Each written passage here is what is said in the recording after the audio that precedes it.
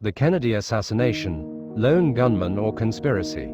The assassination of President John F. Kennedy on November 22, 1963, in Dallas, Texas, remains one of the most controversial and heavily debated events in American history. Officially, the Warren Commission concluded that Kennedy was killed by a lone gunman, Lee Harvey Oswald, who fired 3 shots from the 6th floor of the Texas School Book Depository. Yet, from the moment the fatal bullets struck, doubts began to surface, sparking decades of speculation, cover-up accusations, and conspiracy theories that continue to this day. The basic facts are familiar. Kennedy's motorcade passed through Dealey Plaza, shots rang out, and the president slumped over in his limousine. Oswald was captured later that day but denied the charges, declaring himself a patsy. 2 days later, before he could stand trial, Oswald was murdered on live television by nightclub owner Jack Ruby, an act that deepened public suspicion of a larger plot. Many questioned how an ordinary man could so easily eliminate the most powerful leader in the world, only to be silenced himself before revealing the truth.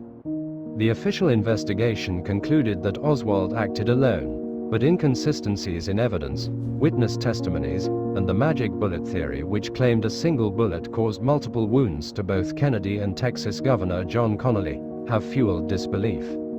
Critics argue that the trajectory and timing defy physics, suggesting multiple shooters were involved. The famous grassy knoll theory points to gunfire from a second location, implying a coordinated assassination rather than a lone act.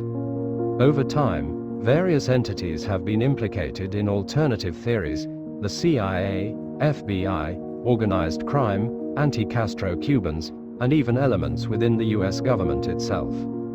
These theories often point to Kennedy's opposition to certain Cold War policies, his intention to pull out of Vietnam, or his stance against powerful intelligence agencies as potential motives.